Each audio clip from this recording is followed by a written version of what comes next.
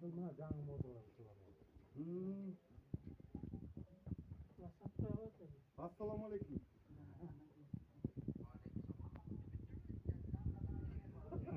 Aha bak ot bitiyor mu? Ben icazdeler geçti. Plegolar mı yatır bana?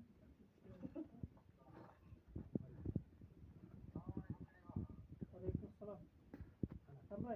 Yeni oldu.